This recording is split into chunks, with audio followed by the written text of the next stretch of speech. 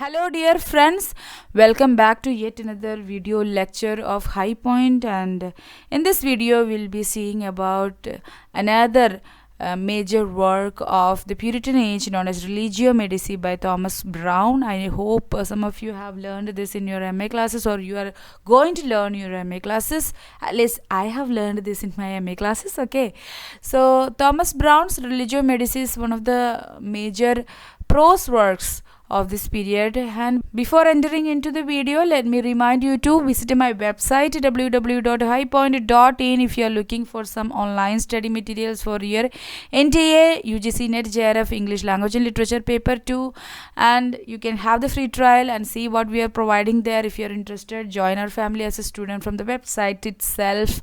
You will get free bonuses as well, the personalized study guidelines and free weekly test in every Saturdays. Okay, and also follow me on Instagram, and if you have not yet subscribed to my YouTube channel, subscribe to it and press the bell icon while you subscribe so that you get a notification whenever we upload a video in here. And use this WhatsApp number to reach out to me if you have any queries, doubts and suggestions, and if you want to know anything related to the course materials that we are providing there. Moving on about Religio Medici, let's have an introduction about Thomas Browne. First of all, he lived from 1605 to 1682, and he was a scientific religious English writer and a scholar, doctor by profession, and an ardent royalist. Royalist means one who supported the monarchy basically. He chooses the themes and executes it perfectly and brilliantly, which portrays his full personality. Example, Religio Medici, he dealt with ideas of religion, hydrotapia or urn burial, mortality and oblivion. So at least remember these two titles as works written by Thomas Browne, okay? Religio Medici and hydrotapia or urn burial, which is about mortality and oblivion. Now let's see some works by him. Pseudodoxia Epidemica, or Enquiries into very many received tenets and commonly presumed truths, published in 1646. See this work, better known as Pseudodoxia Epidemica, and it is also known as vulgar errors. Vulgar in those times, it just meant common. Okay, common errors. So vulgar errors means most probably common errors. The Garden of Cyrus, published in 1658, that is his another work. Then Christian Morals, edited by Dr. Samuel Johnson in 1756. So this is important. Christian Morals by Thomas Browne got edited by Dr. Samuel Johnson in the year 1756. About Samuel Johnson, we will learn when we'll do about literature of neoclassicism. So Samuel Johnson belongs to neoclassical age of English literature. Now, Religio Medici, Thomas Browne mainly says about his opinions, about his own mind, and to defend himself and his profession. So that's what basically he is doing in this work, and that's the aim that he composed this work. Thomas Browne mainly gives opinions about his own mind and to defend himself and his profession. So that's the main aim, and that's the thing that Browne mainly did in this work by composing this work. It's an autobiographical work of Browne, and the title means The Religion of a Physician. Okay, Religio Medici means the religion of a physician. It has two parts, part 1 and part 2, variously described as prose poems. So Religio Medici mainly described as a prose poem, confession of faith and psychological self-study. And central themes are faith, hope and charity, and it also discusses the need to keep religion apart from science, as there are many things which are true in divinity but are neither inferable by reason or confirmable by sense. So he says that, see, there are many things that we cannot infer into, rationally we cannot talk. So you should keep apart this religion and science.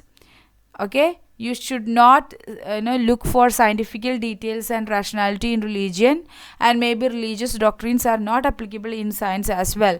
So these things are two different things. You should not mingle them, and also one thing that you find true in divinity may not be true in science, or vice versa. Okay, so there are things that are neither inferable or confirmable by sense. So the nothingness of the world is emphasized. So in this work, he also emphasized the nothingness of the world.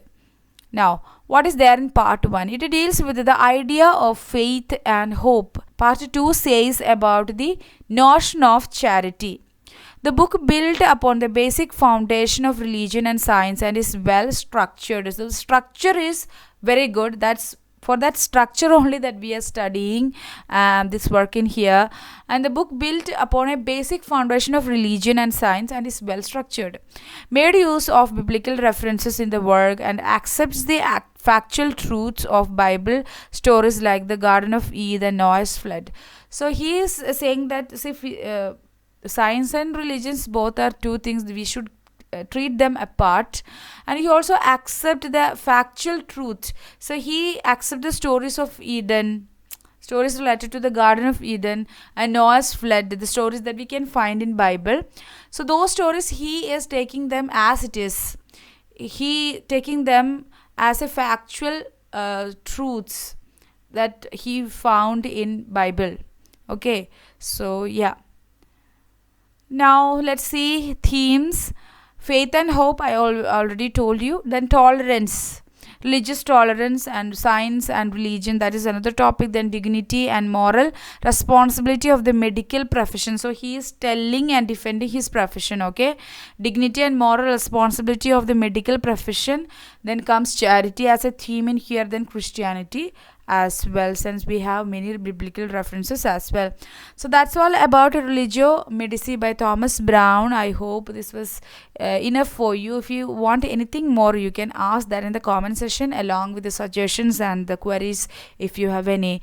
Do visit my website www.highpoint.in. At the same time, follow me on Instagram and subscribe to my YouTube channel. Press the like button if you liked this video, and use the WhatsApp number to reach out to me if you want any further information about the study materials that we are providing, or the details of courses that we are providing in our website. Yeah, that's all about it. Meet you in the next video session. Until then, stay tuned to High Point and be happy in your life. Ta-ta, bye-bye. Thank you.